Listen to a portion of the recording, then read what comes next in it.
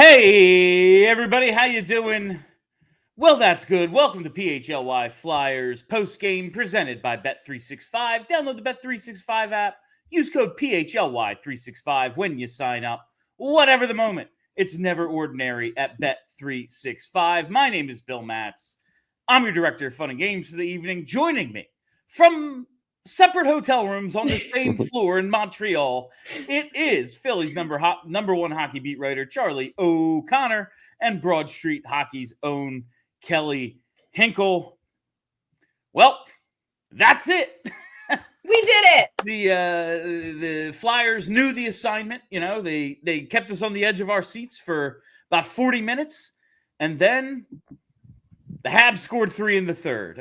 So that was that. It appears as if the Flyers are eliminated. Is that the case, Charlie? That is true. They are officially eliminated. They were eliminated tonight, as were the Boston Bruins. Okay, the Bruins and Flyers in a virtual tie for that 5th spot in lottery odds. But thanks to that nifty little regulation win tiebreaker, Flyers back in the 5-hole. So that is right where we want them to be. The only teams worse: Seattle, Nashville, Chicago, and San Jose. They don't have a little E next to them on the NHL standings, but I assume by the end of the night, once all the action wraps up, they will officially have that E. Yes. So it goes. Here we are. Flyers eliminated. Game 77. The Penguins won tonight. Boston won. The Kraken won. That's all great. The Kraken are up 2-0 on the Sharks. Got to believe they can hold on. It's the Sharks. So on a night, we came here to the Bell Center. It was a great time. Would have been cool to see them win. Would have been cool to see Michkov go off, but kind of everything coming up Flyers right now. I was kind of outwardly rooting for the Habs the entire game. Yes. Sort of, because also I wanted the Flyers to score goals. Yeah. It was a mixed bag for me. But, ultimately, this is the best thing for all of us, I think. It is, and it's so good for us. We want you to hit that like button. Do it. Hit the freaking like button. I want 420 likes on every show. That is the goal. If we don't get there, I'm disappointed in everybody. But Charlie, we have you here for the time. Usually you don't start with us, but we all had to get back to the hotel and everything. You got writing to do, some of that Big J journalism stuff. So we'll start with you. We'll do the show backwards tonight. Thoughts on the game and any standout quotes? Yeah, I think this game was just it was a reminder that there was no way that they were going to just win out and go crazy, because they're just too flawed of a team. What were the two reasons more than anything why they lost this game? Number one, goaltending. You have 2 goals in the third period that Sam Ersson probably should have stopped. Number two, the power play, which is still real bad. They get a cheap goal at the end of the game when they pull the goalie. It's a 2-man advantage power play goal. But let's be honest. They blow a double minor penalty in the first period, up 1-0, when they could have gotten a stranglehold on the game. They're leading. You score another goal there, they might cruise. Instead, I think the Habs had the puck more than the Flyers did during that 4-minute power play. And then they give up a shorthanded goal on another power play in the third period. Like, these were the big problems tonight, and they've been the big problems all season long. And this is why the Flyers are going to lose not every single game the rest of the way, I'm sure, but the idea that they were going to go 9-0 to end the season, like, this is just too flawed of a team to do that. They have too many glaring flaws that lead to losses like this one. Now, I know you say they probably won't lose the final 5, but you look at the teams left, and they're all kind of fighting for something outside of Buffalo. At Rangers, home against the Islanders, at Sens, home against the Blue Jackets, and then they close out on the 17th at Buffalo. Most teams don't lose 5 straight. That typically doesn't happen. But I do wonder if now, especially with the day off or the days off, they had, they last played on, what was it, the 31st? Today's the 5th. Yeah. And okay, maybe a little bit of that, as we called it, that dead cat bounce that teams always go through when they fire a coach. Doesn't matter how bad you are. You come out and you're a little better after you fire a coach. And they won the 3 in a row. They did not extend to a fourth game, their longest winning streak of the season, it would have been. Like, you look at how flawed they are. And listen, they're still playing okay defense, but I wouldn't be surprised if they went 0-5 at all, Charlie. I really wouldn't. I mean, Bill, 2 days ago, you were talking about how you were so angry they kept winning. They lose one game, and now you think they're going to lose out? I said at the time, like, this is annoying, but if they lose their final 6, it will not shock me a little bit. Like, they're just not good. And you talk about the things that went wrong for them tonight, and it's the things that have plagued them all year. Power play goaltending, right there. That's what loses you the game. You know, if Michkov is as bad as he was tonight, like, that's the thing that was winning them games, you know? And that was really weird. I don't know if a Ryan Poehling hot streak can sustain them for a few more wins. I'm not complaining. Listen, it's all about draft lottery odds at this point, but it just wouldn't shock me. It wouldn't shock me if they won the final 5 either, because they hate us. The only people they hate more than John Tortorella are Flyers fans. But just a little bit about the game, because we've had a great time here in Montreal. But I want to ask Charlie, because you get to experience it from up there, and this is my first time, but you've been to Centre Bell a few times. Yes. What do you think of this atmosphere, man? It was everything I wanted it to be, quite honestly. It's such a cool atmosphere. And I'll be honest, this was even one of the better ones that I've seen because the Habs are in playoff. They're in it, yeah. Yeah, like the past couple years, I always love going to Flyers Montreal games. Like they're a blast. The crowd's always crazy. But there was just a little bit extra juice this time compared to, say, last year when the Habs were going nowhere. Looks like this Montreal team is going to make the playoffs. I mean, they're not a lock. They could blow it the way the Flyers did at the end of last season. But right now, it looks like they got a real good chance, and you can tell that the crowd knows. They are excited about this team. Obviously, they're super excited about Lane Hutson the same way Flyers fans are excited about Matvei Michkov. Yes. They love him, understandably. But there's also just the fact that, like, it looks like they're going to make the playoffs. Fans are pumped, and, like, they're already amazingly passionate fans. Yeah. And now they get the added boost of, like, hey, we're, like, a couple weeks away from the playoffs. This is pretty cool. This was a big win. It was a lot of fun. Would highly recommend anyone who has never been up to Montreal for a game, go up. It's a blast. It was really cool. And since you're our resident music guy, I just have to ask, what did you think of, it was kind of a classic arena anthem situation there. It wasn't a lot of out of the box picks. What did you think of the music at the arena, Charlie? I really didn't take too much notice of it. I remember the first time I went to a game here, I was surprised that like there weren't more French language songs that they played, because I have been in enough cars over the last couple of days, like Ubers back and forth, where there are very many French language like dance pop songs that they could play, but instead they pretty much just go with the English language hits. Hey, you know what? The old faithfuls, they're old faithfuls for a reason. Yes, banger after banger. It was the entire game. It was a good time. I was trying to explain to the people, none of you would like West Virginia, but you know, that's a battle for a different. He got a laugh out of a couple of people. It did. They some people turned around like, what's this guy saying? He's not speaking French. But no, it was a really cool atmosphere. Highly recommend. I got everything I wanted. We got some Olay chants, some Go Habs Go. They played Sami Zayn's entrance music, which is cool to no one on this show. But I do not know what that song is, but you do. So Bill was very I'm glad you got that for you, Bill. Got everything I wanted out of the experience, certainly, Charlie. In terms of what they did on the ice tonight, it's just like bad team didn't play great. That's pretty much what I saw, Charlie. They have I thought they got off to a good start. Yeah, they were really good at the jump. Poehling obviously gets that goal, but it wasn't just the goal. They were playing really well. Harrison was good at the start too. Harrison was good the first 2 periods. He was the first 40 minutes. He was going to be my number 1 star of the game, and obviously then the third happened. But I thought, and Sean Couturier actually disagreed with me on this after the game. I thought that 4-minute power play was what woke up the Habs. Because it seemed like the first 5 minutes or so, the Habs were kind of sleepwalking and the Flyers had all the jump. And it's not like the Flyers then fell off the rest of the first period. It's just the rest of the first period. Then suddenly the Habs were in the game. And again, like that's the problem with having a bad power play. Like you have them on the ropes and instead you got them for the first time in that game to feel good about themselves. And then they remember that they're better than the Flyers. All right. 2 things I want to ask you now. First, Ryan Poehling. dear Lord, this dude in Just the keep month of scoring. March, and it's not even like the last 11 games, 8 goals, 4 assists. He also picked up an assist on the Tyson Forster goal at the end. In the month of March, he has 12 points. Only Michkov with 14 has more on the team. Coots and TK have 11 each. I know, like, every time someone...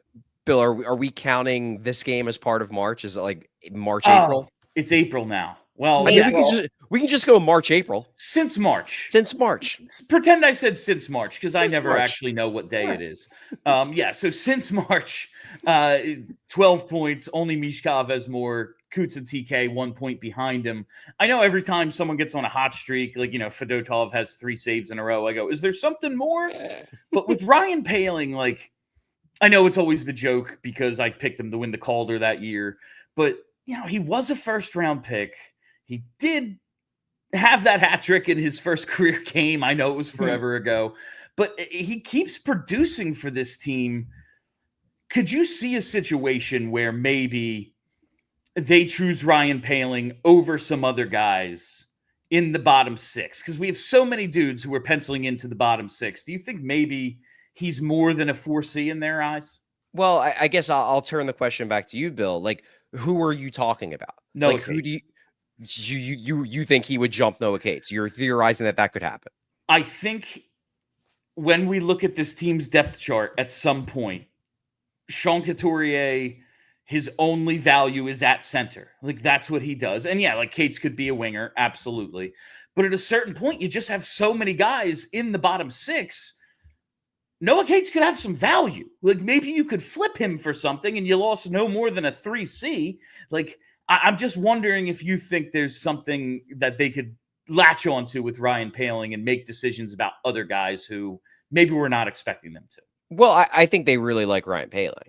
That said, I don't think they view Poehling and Cates to be redundant. Okay. Like, Cates is going to be like the tough minutes guy.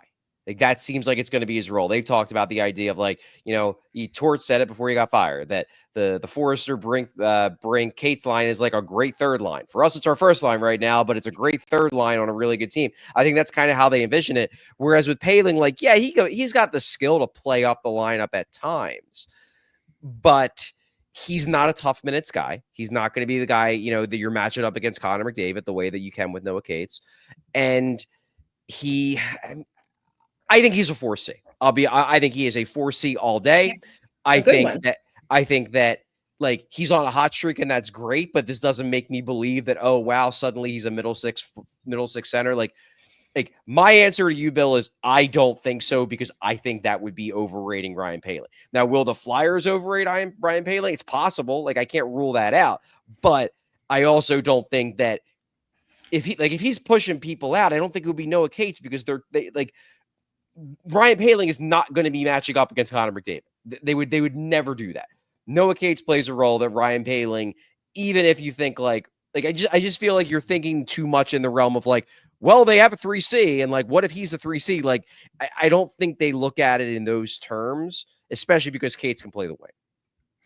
I'm just asking questions here, Charlie. I'm not saying it would be the smart move. I'm just, sometimes they do dumb stuff. The other part of that I wanted to ask you, Lane Hutson tonight. Obviously, we've talked a lot about Lane Hutson recently. He's the favorite now to win the Calder, and I don't think he did anything to hurt his case tonight. Sniped a pretty nice goal so good on Sam Ersson. It's only his second goal in the last 18 games. He only has 6 on the season, 6, yeah. racking Tons up assists. Yeah, but snipes the goal tonight. I know you mostly pay attention to the Flyers, but it was really hard not to notice Lane Hutson out there. How good is this guy? Like, is he gonna, when you see him, do you see Gostisbehere or do you see something more? Yeah, I think it's tough to say, because like, I still kind of have a feeling with Ghost that, like, had he been used the right way, Gostisbehere could have been more than what he ultimately became. So I don't love that comparison for that reason. But I do think Lane Hutson can be like a first pair defenseman. Yeah, I do. I think he absolutely can be that. You might have to shelter him a little bit more than the average first pair defenseman, but I think he can take on those minutes and he can be really, really effective. The word that kept popping in my head when I was watching him in this game was slippery. He's just such a slippery That's player. a good word. Like it's just like he'll be in traffic and he'll just make this like little shimmy move and like create space for himself. And you're like, how did he get out of that one? But he does. He's just a really smart, slippery little player who, he activates. He's aggressive. Obviously, he's not big, so he's not going to be physical, but like he has an attacking mindset, especially with the puck, but even without it, he's a fun player to watch. And you're right. Like he's a guy where even if you're mostly focusing on the Flyers, like number 48 pops. He popped regularly in this game. And I got to say, like, when you compared him to how much we love Michkov, this is a team with several building blocks. Like, they're further ahead. That's why they're probably going to make the playoffs. They're holding on to that second spot right now. Their starting lineup tonight, it's got Caulfield, it's got Suzuki, it's got Slavkovsky. The biggest pop of the night easily was when they announced Lane Hutson in intros. It was insanely loud in there. I saw a ton of jerseys too. Lots of Hudson jerseys already as well for a team where there's a lot of past and present options. People have really taken to Lane Hutson, and you can kind of see why tonight. He's freaking good. If Mish is just the runner-up or in third, I get it. Like it's just that's kind of the way it is.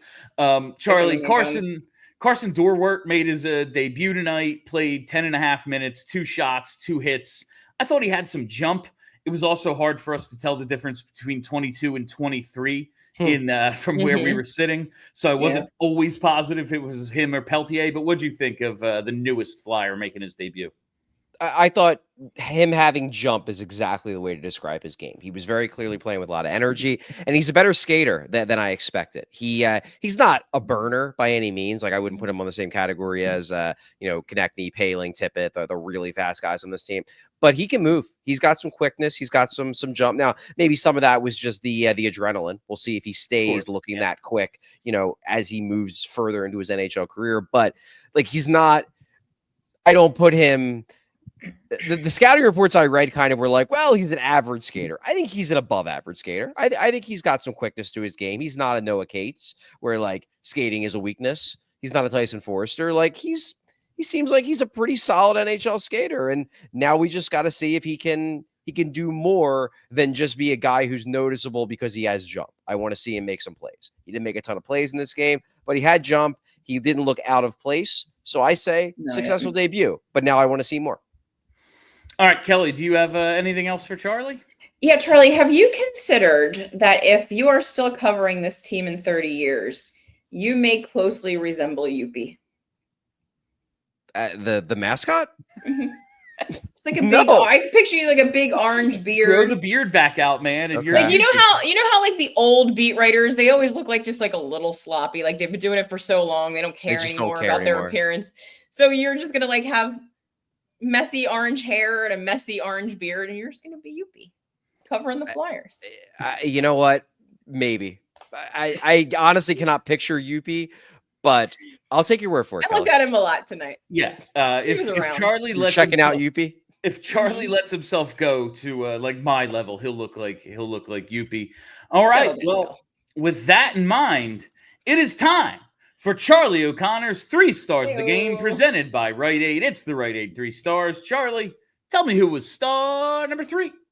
Star number 3, I'll go with Ryan Poehling. Strong game all around from Poehling. He picks up that assist late, has the big goal, 8 goals in his last 11 games. He's noticeable. And I thought that whole third line, the Poehling, Peltier, Tippett line, I thought everybody was effective. I thought Peltier had a strong game too. He's impressing. He looks like a potential third liner. And I mean, I may or may not already have a little shot at John Tortorella in my article that I've been writing about, like, maybe you should have parked him on the 4th line and then said he's a tweener, because now that he's off the 4th line, he looks like a quality NHL player. But it certainly helps that he's playing with a guy who's red hot in Ryan Poehling. Ryan Poehling, 3rd star of the game.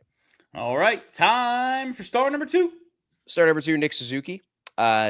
goal and an assist. He gets what ultimately is the game winner. Interestingly enough, Ersson actually, because we interviewed him after the game, he was actually more angry at himself about the Suzuki goal than about the Hutson goal. The Suzuki goal, he basically said that like he messed up playing the puck. And that was an error on his fault. That play doesn't happen if he doesn't make that mistake. And that aided him more than the Hutson goal, which he basically said, like, look, you obviously can look back and say, I should have stopped it, but that's a really good shot. And I think for him, it was a little bit more like, let me tip my cap to this guy. Whereas the Suzuki goal, Ersson was legitimately ticked off at himself. But look, Nick Suzuki's one of my favorite non-Flyers in the NHL. He's a fun player to watch. I've liked him for a long time, and he had a really strong game. Second star, Nick Suzuki. Nice little pat on the head there for Nick Suzuki. Finally, who is tonight's first star? Yeah, it's Lane Hutson. Obviously, he scores the not the game winner, but functionally it was. That was the kind of the proverbial straw that broke the Flyers' back. And he was really good in this game, as we talked about. Very noticeable, making plays, maneuvering out of traffic. He's really good already. He's going to be a really fun player to watch for a long time, I think. Lane Hutson, first star of the game. All right, those are Charlie O'Connor's 3 stars of the game presented by Rite Aid. Thank you to our friends at Rite Aid, and thank you to Charlie O'Connor. Before I let you go, Chuck, just have to ask, what has your favorite part of Montreal been thus far? Favorite part of Montreal? Good question. I honestly think I had the most fun with you, William, watching Alex Ovechkin tie Gretzky's record at Ziggy's Pub in downtown Montreal. That was fun. That's sweet. Highly recommend Ziggy's Pub for anyone out there who just loves a dive bar. That place is awesome. Charlie, get to writing, my friend. You got to get to work, and we got to finish this show. Thank you very much. Bye, Charlie. For joining us. All right. Sounds good. Bye, guys. That is Philly's #1 hockey beat writer, Charlie O'Connor. And now, before I throw it to the ads, got to tell you, hit the freaking like button. All right. Let's hear a word from our sponsors. We're going to lead things off with Timeline. That's right. What is Timeline? Timeline sells health and longevity supplements featuring their proprietary MitoPure ingredient. MitoPure works with the cells in your body to help reverse age-related decline. Benefits include increased strength, energy, and endurance. And all the PHLY hosts who've been testing out Timeline and the MitoPure recently, they've already started reporting some of these benefits, and it makes sense because they've done over 15 years of research and secured over 30 U.S. patents for these products. Listen, we all are getting into, our 30s and 40s now. You're slowing down a little. Maybe you're slowing down at the gym, whatever it might be. Check out Timeline because the cells in our bodies, they're the building blocks of life, and Timeline is a supplement that works with those cells to help give you more energy, feel stronger during workouts, and preserve your health and mobility as you start to age. The patented ingredient is MitoPure. It's a postbiotic nutrient that clears our dysfunctional mitochondria, aka it's your cells' battery packs, and that's what it does. It just revitalizes your cells so you feel stronger and more energetic throughout your day. And right now, Timeline is giving you 10% off your order of MitoPure. Go to timeline.com/PHLY today to get started. That's timeline.com/PHLY.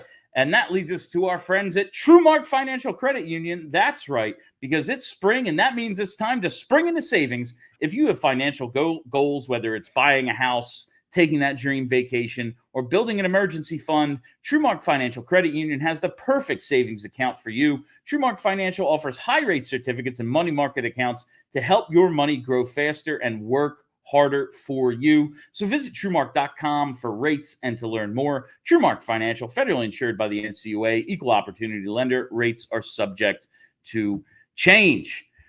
All right, Hinkle, it's just me and you to bring this thing home now, and I want to get to our Ace Hardware temp check. Let's take a look at which Flyer is heating up or cooling off with our Ace Hardware temperature check. Visit Ace Hardware Home Services online at acehardwarehomeservices.com to get started on your next project. And it's got to be Ryan Poehling. Listen, I know I'm overrating him, and it's kind of a bit, but I do just really like this guy, and I like that he is when the rest of the team has pretty much gone cold since the start of March. He's been really good. And I know we started to, with like Morgan Frost, we'd be like, well, yeah, he takes off after the games don't matter anymore. And yeah, maybe there's something to that. We kind of just got tired of certain guys and we write them off. But 8 goals, 4 assists in his last 11 games, 12 points since the start of March. Like I told Charlie, only Michkov has more. It's hard not to really appreciate what Ryan Poehling is doing for this team. I mean, yeah, we should definitely appreciate it. Also, I mean, like, there's no rule that says that your fourth liners can't also score goals and like be good at hockey. Like, I just feel like we're so used to like our fourth line just being garbage. That like the idea of having a fourth line center that's like actually good at actual hockey things doesn't make any sense to us. So we're like, well, he's got to move up in the lineup because fourth liners can't score goals. But like, you know, maybe we'll have a fourth line that scores some goals from time to time. Not a bad thing.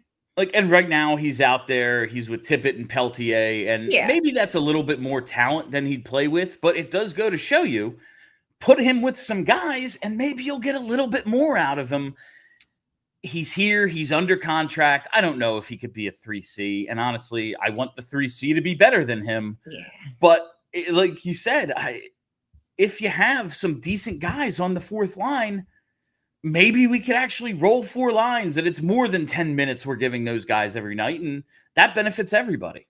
And it also doesn't hurt to have, you know, like a Scott Lawton, Matt Reed type that like, if you need them to play up because someone's hurt or whatever, like you have the option of moving Ryan Poehling up and you know it's not going to like actively hurt the team. So it's a good thing to have.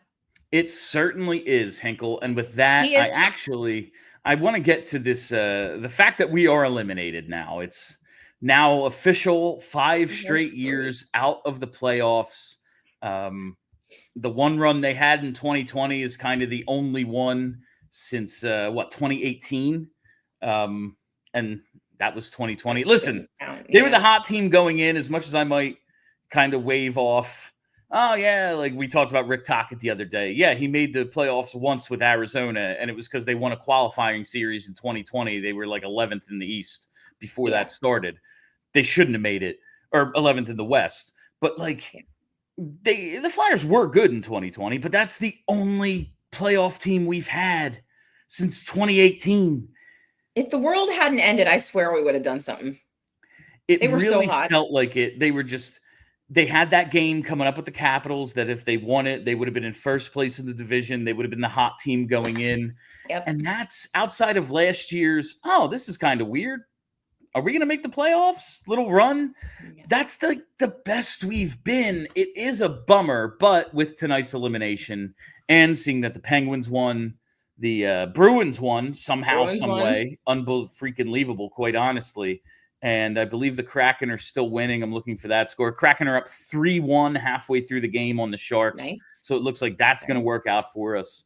Only teams worse than the Flyers right now are Seattle, Nashville, Chicago, and San Jose. Flyers at that .461 points percentage, tied with the Bruins, but they have like 5 more regulation wins. So if we stay even with the Bruins, we will be last place in the East because of all the tiebreakers. I hate that this is what we're celebrating, Kelly, but I guess it's a means to an end.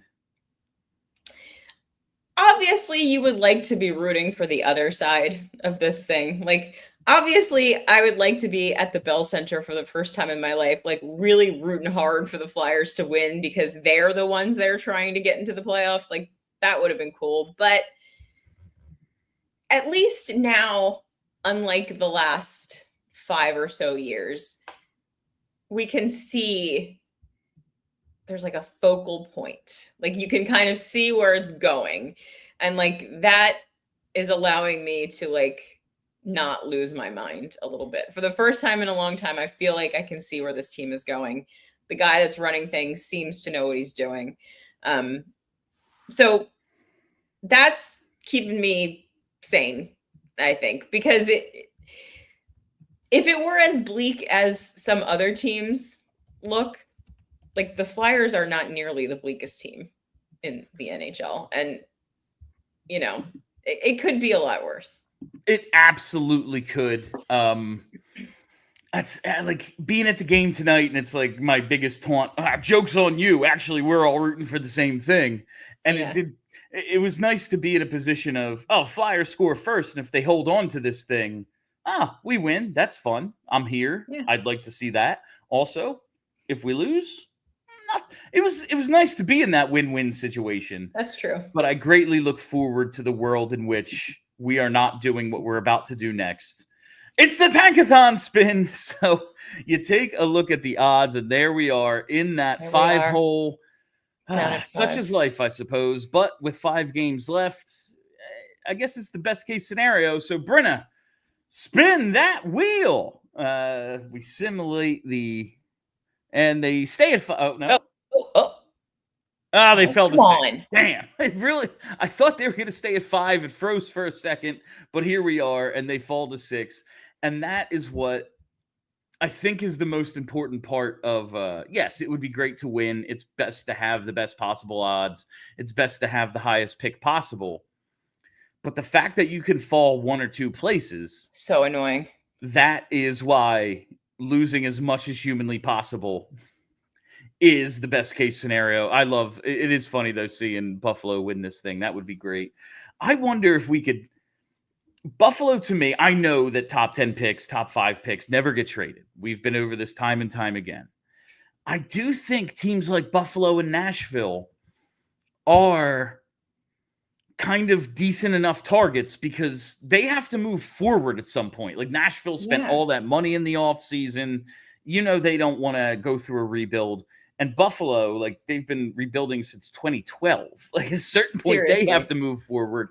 I don't know if the Flyers have anything that they would want, especially anything we'd want to give up in order to get that pick. But if we're in the top 5 and it's like one of the 2 other picks and that for the Buffalo pick, I think it's possible. Can't hurt to ask. I'm looking at this, and it's become clear to me that for these last couple of weeks, I'm going to be Seattle Kraken and Buffalo Sabres super fan. It is funny. All of my vibes are going to be directed at those 2 teams winning games. Just keep on winning, boys. That's what we need you to do, to maybe knock the Flyers down to 4. That would be great.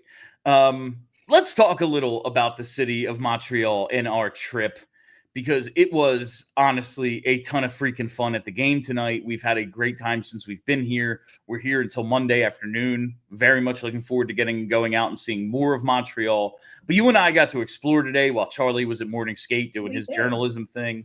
I asked him, but what has been your favorite part of the trip thus far? I think the game tonight was I'm not sure I've been to a more fun hockey game than the one that we just went to. The atmosphere was unbelievable. The game presentation was unbelievable. The building was so loud. And just like the entire thing, I think I said it to you at one point, start to finish, it felt like we were at a party. It was just like a party the whole time. It was so fun. Right outside of our section on the concourse, there was like a DJ. I'm like in line for the bathroom and they're just bumping music. People are dancing. It was a great time. The in-arena presentation was a ton of fun. I think there's some stuff we might be able to steal from them. Like we were saying during the game. Yeah. So they do this thing. I'm going to need Flyers fans to get on board with this. So like when a Hab scores a goal and their Lou Nolan is announcing the goal scorer, everyone yells their names. So it would be like Flyers goal scored by number 71. And then the whole crowd goes, Tyson Forster. And it was like, I don't know. It was like a fun little thing. No, it absolutely was. We got to hear some ole, ole, oles. There was a guy next to me that was like the Frenchest guy ever that was just yelling hockey things in French. And he said tabernacle like 12 times under his breath. And it was hilarious to me. I don't know. It was just like, I love hockey games generally. And this was just like one of the best ones I've ever been to. And I really, really hope that it's not too much longer before we're having that kind of fun at a Flyers game. But also, Dan, I know you're listening because you love us. Dan, I need to take a meeting with the folks that do your game presentation because there are some things we can improve upon. There's some things we can do better. Flyers games could be more fun. I think They could. Even with the team bad, the games could be more fun. We could do better. Well, I always wonder, like, is the in-arena crowd for the Flyers, like, do they actually want it to be fun when the team isn't, like, I feel like it's supposed that's the thing. Like, everyone, no, you're not allowed to have fun. Don't smile on the bench when you're losing. Like, it's a hockey game. You spend a lot of money to be there. Like, let's have a good time. And we can do that. As fun as the game was, everything, have to shout out Philly Sports Trips, our friends who brought us out here. It has been an amazing time. They're awesome. Today we're at the pregame tailgate, the all-inclusive bar party, whatever you want to call it. And I just look up, and there's Kelly Hinkle. Who's to her left? Flyers legend Brian Prop. They're just chopping it up, having fun, drinking a couple beers. It's been an awesome trip all the way through. We haven't even knocked out like all of the planned fun yet. Really, really love what Philly Sports Trips has done. And if you ever get a chance, make sure you go. You get to go out with Philly Sports Trips because they put on one hell of a good time. And along those lines, someone left this hat. If you were sitting in 406 with our group, let me know, or maybe I'll turn it into like the dudes who are running the trip from Philly Sports Trips, whatever. But we have your hat, so let us know, and we'll get it back to you. But we were getting the hell out of there as they're announcing 3 stars, and I guess it's not crazy that someone left something behind. Yeah, it happens. What's been your favorite part so far? Today was a ton of fun, just from like you and I getting to go out and just do a couple different things, like seeing the Market Jean Talon. That was a ton of fun. Had some delicious empanadas. Yeah. I got us lost trying to find the metro. But we eventually found the subway. And I got to tell you, like, in terms of those things that Philadelphia could do better, oh my God, it was a pleasurable experience being on the subway. And listen, I've ridden SEPTA quite a bit in my lifetime. I don't have an issue with it, but I understand why others do. Here's the thing. It's just that, like, you get on the train here, and like, not only is it impeccably clean, it has that smell that they like pump into hotel lobbies. Like, it smelled good on the train car. And I just think to myself, like, it just doesn't have to be so bad. Like, we could have nice things if we just tried. Yeah, and like Ziggy's last night was a ton of fun, like getting to go to this bar. I'm very sorry that I'm the worst and I went to bed instead of going with you and Charlie to Ziggy's. You made decisions for you, Kelly, and I appreciate that as much as possible. But Ziggy's was a ton of fun. We were gonna Charlie, Kelly, and I went out to dinner right here in Old Montreal where we're staying, and that was great. And then we went out, Charlie and I, and we were going to hit a couple of bars, and we get to Ziggy's, and the Capitals game is on. It's like, I'm watching Ovechkin, like, maybe break the record here in Canada in this, like, classic dive bar. It doesn't get much better than that. But the experience at the game today, tremendous. Like, even Brenna, before we started, was like, that freaking, that atmosphere was unbelievable. And maybe it's just because it's been so long for us, but it feels like it's hard to come by that sort of experience at a Flyers game. Maybe it's because we're going in cynically, like I've done this a million times recently. Team not very good, all that combined, but it was really freaking cool being at a Centra Bell tonight. It was a great time. All right, I think we should do tonight's keyword. We are still doing this keyword thing because I haven't been told to stop. So we're going to keep it going. Make sure you DM the keyword to either the PHLY Flyers Twitter or the PHLY Flyers Blue Sky account. We'll pick a winner the next time we have a live show in studio. Offhand, I honestly don't know what the schedule is, but it'll be soon. We will pick the winner, and tonight's keyword is for Kelly Hinkle. Keyword is Hutson, as in Lane Hutson. So make sure I know. Listen, I got to do something. I know. I met I was waiting for Bill on the concourse. I ended up like meeting a dude that listens to this podcast whose name I didn't get because I'm not rude per se, but like when people recognize me, I don't know how to act. Like I don't really know what to do with myself. So I'm always like real bajiggity. And he like recognized me from the podcast. And I was like, I don't know what to do with you. So like I was having a very nice conversation with him. He was a nice man. So if you're listening, hi, thank you. I'm sorry I didn't ask your name. But his friend was a Habs fan. And I asked him, I was like, why are you guys booing Michkov? Like, what did he do to you? And he was like, I don't know why they boo him. Like, we should be cheering for him. He's fun. He's like really good. And then we got into a thing about Hutson. And I was having like a spirited debate with this man on the concourse. I was like, secondary assists. He sucks in defense. And the guy's like,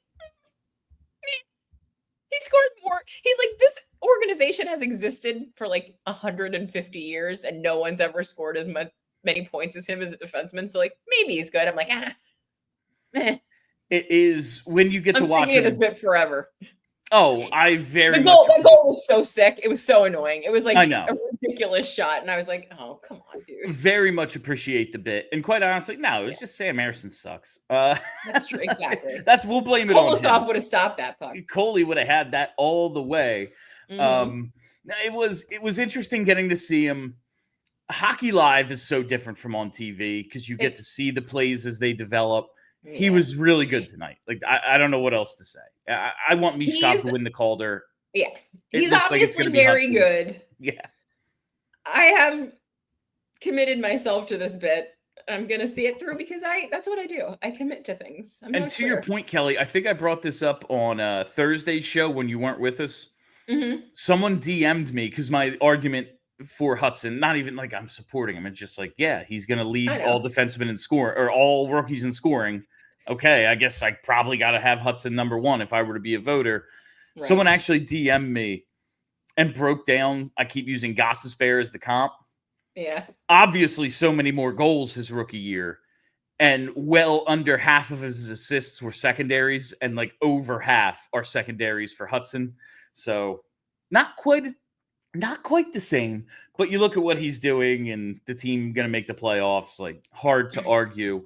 I want to get into Michkov for a second, but first we got to take another quick break to hear a couple words from our sponsors.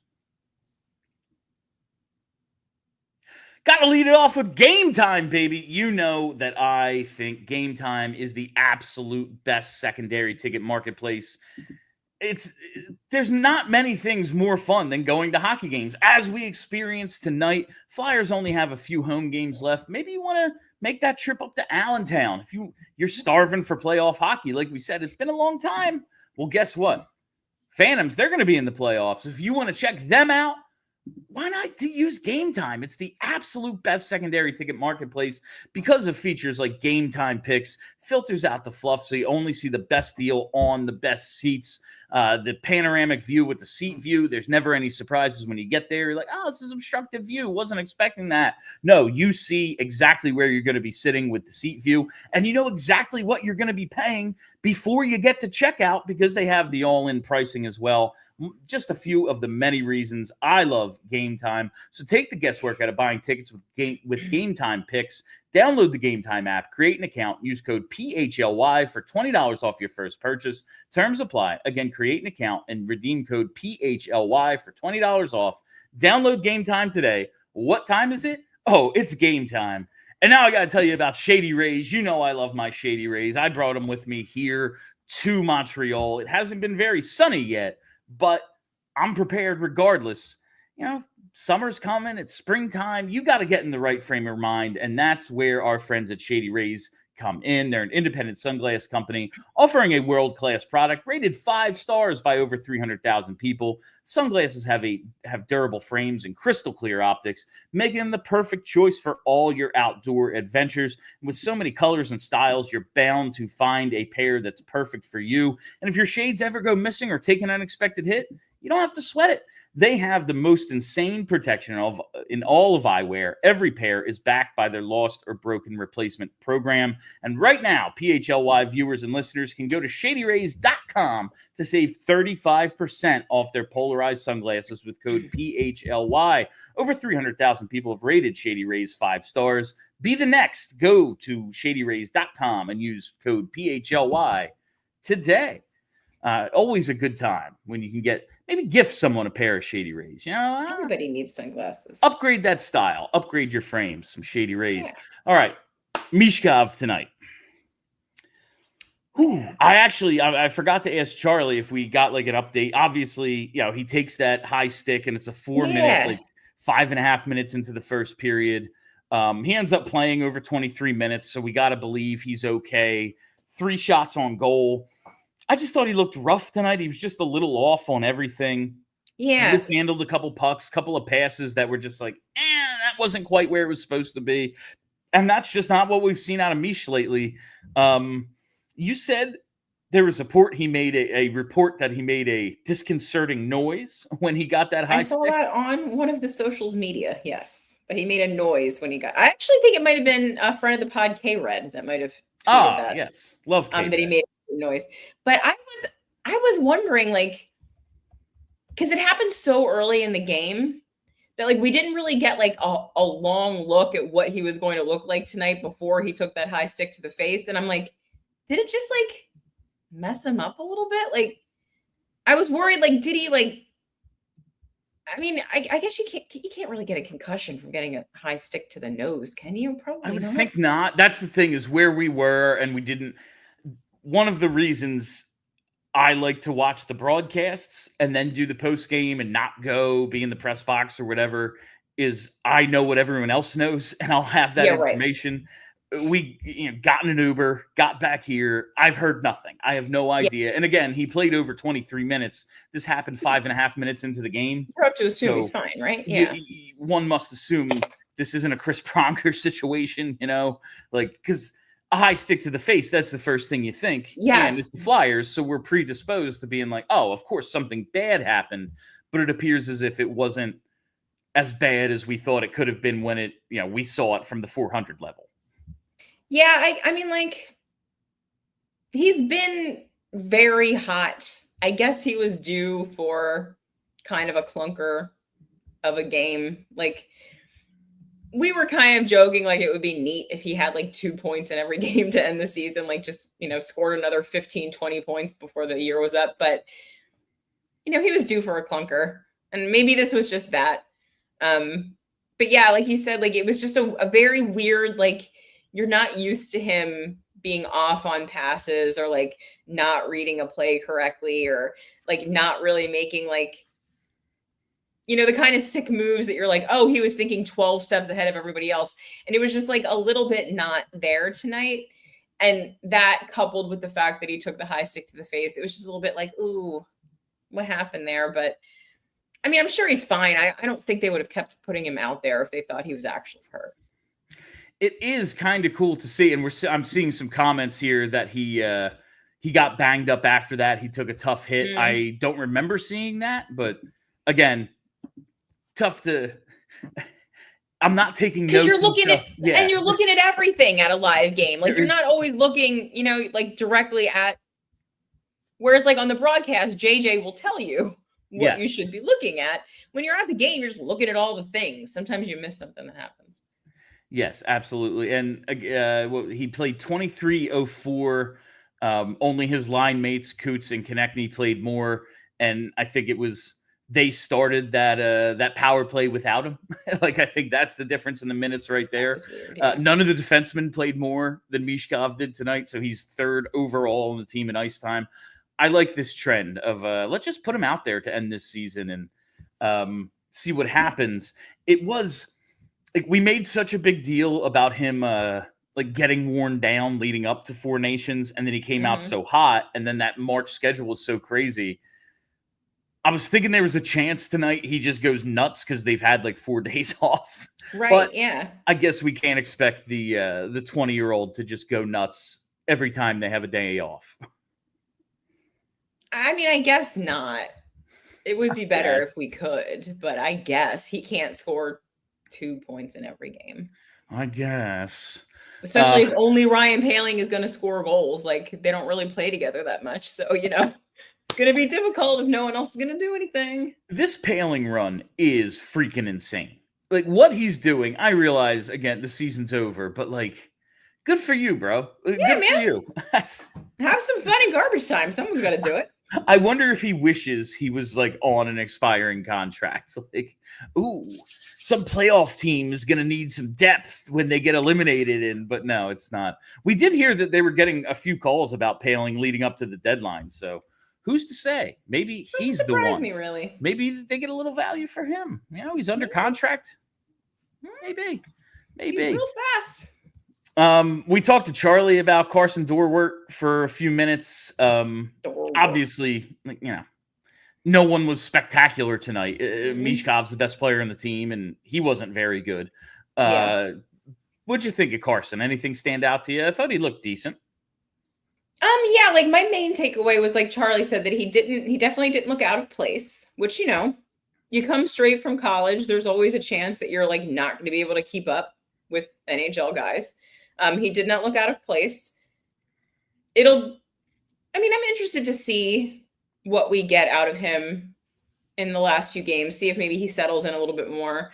He didn't blow me away, but it's his first game. Like, I don't know what it was, his first game, and the team around him was not really putting on the best show. So, like, I would say, like, being able to keep up and not look out of place on an NHL team out of the gate, pretty good sign. So, like, maybe we got a little something there. It could be something. Played 10.5 minutes. Bottom six guy. Yeah. Played 10.5 minutes, 2 shots on goal, 2 hits. And if nothing else, I know we talk so much about how many bottom 6 guys they have, but through an 82 game season, hopefully a playoff at some point, we need a lot of those at some point, like, you're going to need depth. And they've had so few of those depth guys that have been able to come up. Like, as much as I liked Tony Dick this year, and, we were pleasantly surprised last season by Louis Belpedio. Yeah. I just appreciate when you can have a guy step in who could be part of the future. Like a call up who isn't just, he's going to get 3 games and then get sent back down and you might never see him again. And if you do, he's going to be wearing a different jersey number, like those kind of guys. Yeah. It's cool that maybe they have something here, and I'm looking forward to seeing maybe he gets a little more time.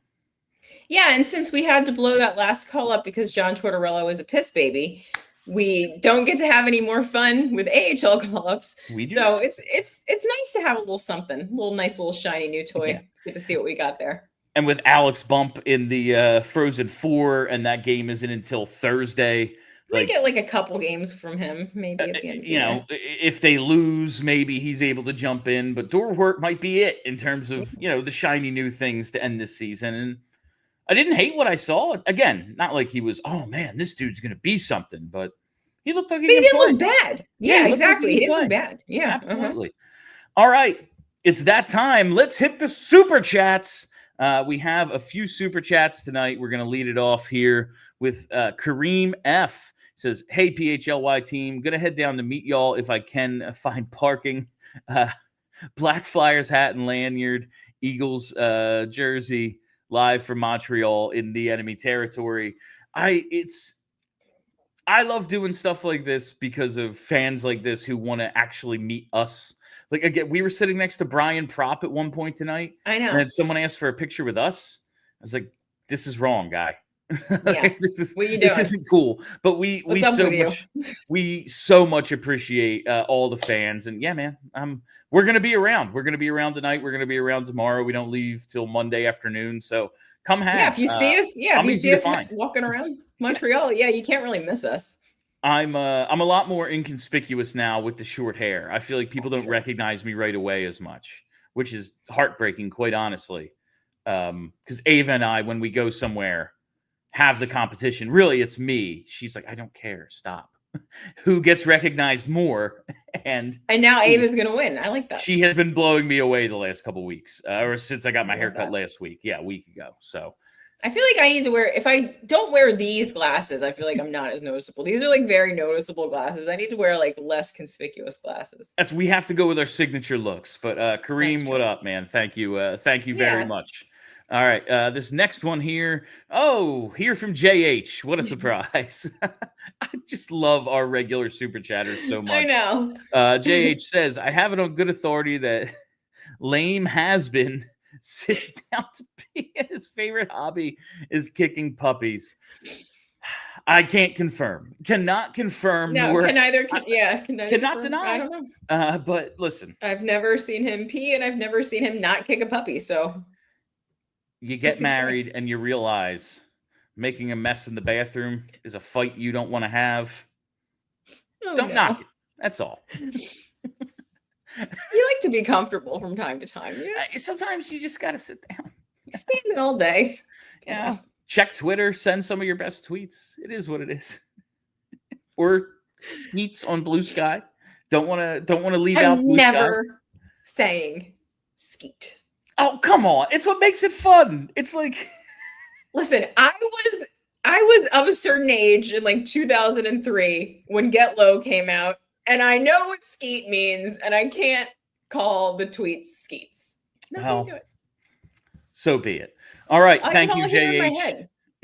Thank you, JH. Oh, another one here from JH says, looks like Tank's back on the menu, boys. Tank's back on, baby.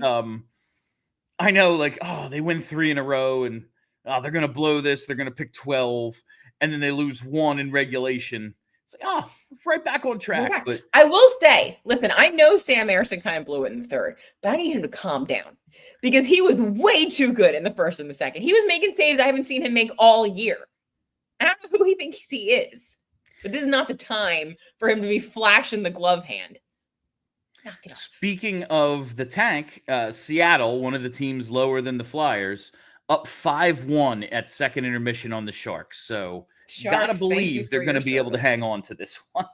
One would hope. Way to go, Sharks. Thank you, Macklin Celebrity, for your service. All right. I think we have one more super chat here. Oh, it is from our pal Vince. It is the boss man. Bill, they are not trading Cates. Sorry, Noah. You are a Flyer forever. I'm just asking questions. Whether it's Cates is the guy or maybe Poehling, man. I don't know. I'm watching a dude more than outperform his contract. And I think, what is his ceiling? What would a team offer for him? If it's We've more had this than conversation, though. If you are trading Noah Cates, you're looking for Noah Cates to replace him. And where are we finding another Noah Cates? We should have just kept the one we had at home.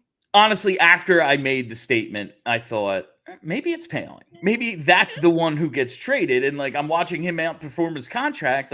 You have him for under $2 million, I think. Yeah. I don't know. I bet a team might be interested in that. What is he?